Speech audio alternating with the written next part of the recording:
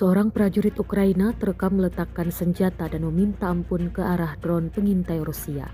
Rekaman momen tersebut diunggah Rusia di Telegram pada Selasa, 4 Maret 2025. Dalam keterangan unggahan disebutkan seorang prajurit Ukraina dari Brigade Mekanik Terpisah ke-60 terekam secara sukarela menyerahkan diri kepada prajurit kelompok Sapat di dekat Yampolovka di Donetsk. Selain itu, 2 prajurit Ukraina di sekitar lokasi juga menyerah.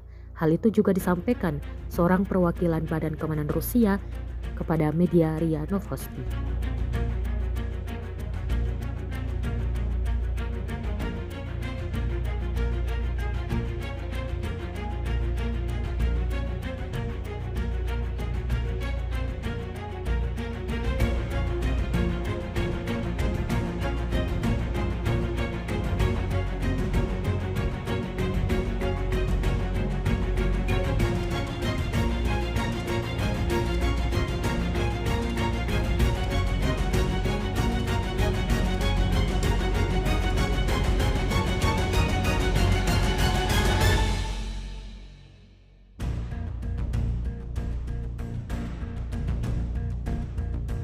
Download Tribun X sekarang, menghadirkan lokal menjadi Indonesia.